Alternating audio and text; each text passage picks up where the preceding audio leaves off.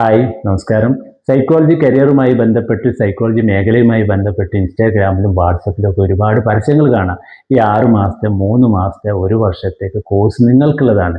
PG diploma in psychological counselling, diploma in counselling എന്നൊക്കെ പറഞ്ഞ് പരസ്യം കാണുക. ഈ പരസ്യം കണ്ട് ഇല്ലാത്ത ക്യാഷ് ഉണ്ടാക്കി സമയം ഉണ്ടാക്കി നമ്മൾ ആ കോഴ്സിന് ചേർന്ന് കഴിഞ്ഞാൽ മക്കളെ നമ്മൾ വഞ്ചിക്കപ്പെടുകയാണ് ചെയ്യുന്നത്. സ്വസ്ഥമായിട്ട് ആ മേഖലയിൽ നമുക്ക് പ്രവർത്തിക്കാൻ കഴിയില്ല. ഈ മേഖലയിൽ ഡിഗ്രിയും PG ഒക്കെ ഉള്ളവരിൽ നിന്ന് വ്യാജന്മാർ, കള്ളന്മാർ എന്നുള്ള വിളിപ്പേരൊക്കെ കേൾക്കേണ്ടി വരും. മുമ്പൊക്കെ ഒരു കൗൺസിലറായി പ്രവർത്തിക്കാനും സൈക്കോളജിസ്റ്റായി പ്രവർത്തിക്കാനും ഒരു നിയമമൊന്നും ഉണ്ടായിരുന്നില്ല. റൂൾസ് ആൻഡ് റെഗുലേഷൻസ് ഒന്നും ഉണ്ടായിരുന്നില്ല. അന്ന് ആർക്ക് വേണമെങ്കിലും കൗൺസിലർ, സൈക്കോളജിസ്റ്റ് എന്നൊക്കെ പറഞ്ഞ് ബോർഡ് വെച്ചിരിക്കായിരുന്നു. നിയമമൊക്കെ മാറി.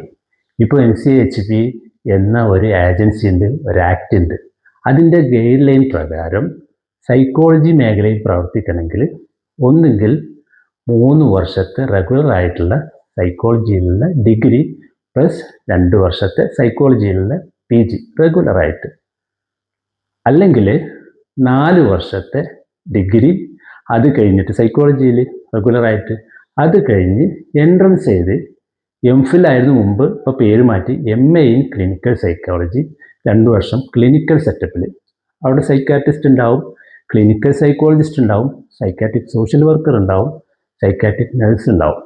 ഇവരുടെയൊക്കെ കൂടെ ഇരുന്ന് 2 വർഷം കൊണ്ട് ആ കോഴ്സ് പൂർത്തിയാക്കണം.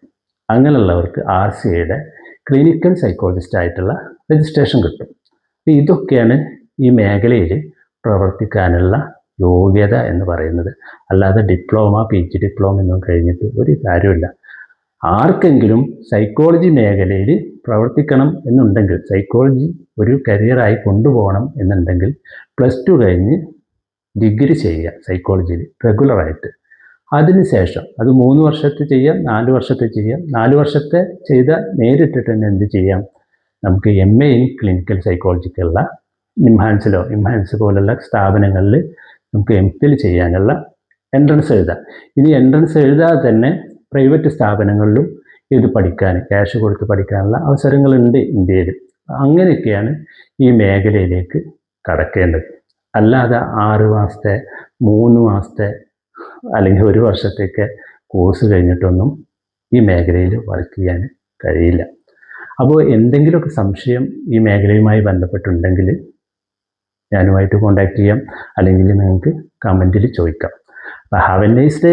എല്ലാവർക്കും നന്മ നേർന്നുകൊണ്ട് നിങ്ങളുടെ സ്വന്തം റഫീഖ് ലാംബോ. Thank you.